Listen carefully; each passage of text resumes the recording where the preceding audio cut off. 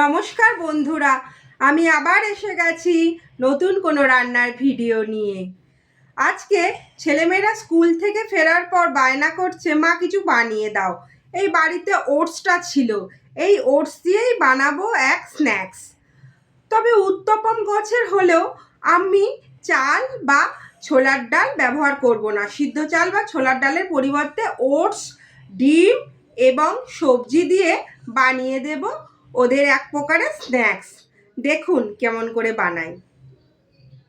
দেখতে পাচ্ছেন ওটস তো নিয়েইছি, ওটসের সাথে একটি বড় গাজর, একটি বিটরুট, দুটো ডিম, কাঁচা লঙ্কা নিয়েছি।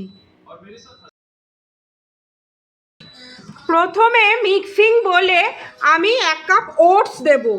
1 কাপ ওটস দিলাম, আর চপ করে রাখা বিট, মিক্সিং গ্রাইন্ডারে না, এমনি চপ করে রাখা বিট, গাজর এবং কাঁচা লঙ্কাগুলো দিয়ে দেব আমরা।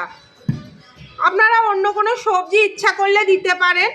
আমি বিট, গাজর, কাঁচা লঙ্কা দিয়ে দিলাম। এবার ডিম দেব, দুটো ডিম দেব, বাচ্চারা ডিমটা ভালোবাসে। আর স্বাদ মতো লবণ যোগ করব। 1 কাপ জল দেব। এবার ভালো করে মেশাবো। যদি প্রয়োজন হয় তাহলে আরেকটু জল বা ওটস আমরা যোগ করতে পারি।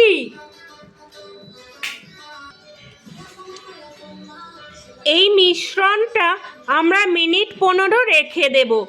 আপনারা ইচ্ছে করলে ওটসটা মিক্সিং গ্রাইন্ডারে পেস্টও করে নিতে পারতেন, কিন্তু আমি গোটাই দিয়েছি।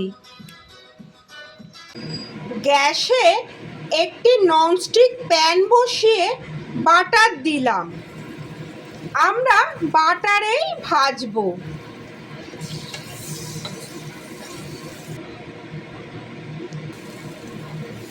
এবার গুলে রাখা ব্যাটারটা দেব, ছোট্ট ছোট্ট করে ভেজে দেব।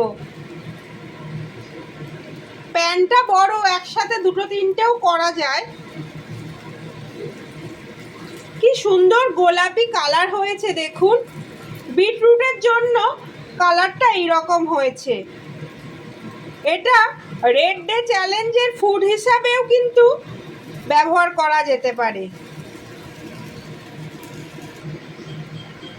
এক পিঠ ভাজা হয়ে গিয়েছে, আর এক পিঠও উল্টে দিয়েছি। আজকে একটু তাড়াহুড়ো ছিল, বাচ্চারা স্কুল থেকে ফেরার পর বললো তো, তাই ওটস দিয়েই বানিয়ে দিলাম। একদিন আপনাদের মোটা আতপ চাল ও তার সাথে ছোলার ডাল দিয়ে সুন্দর উত্তপম বানিয়ে দেখাবো। জানো তো বন্ধুরা, বাচ্চাদের জন্য এটা খুবই হেলদি ফুড। ওটস, তার সাথে ডিম, তার সাথে একটু সবজি পড়ছে। বিশেষত আমার ছেলেমেয়েরা তো গাজরটা খেলেও বিটরুটটা একবারেই খেতে চায় না। এইভাবে বিটরুটটা দিই, কালারটা বেশ লাল লাল হয়, ওরা খেয়ে নেয় আনন্দ করে।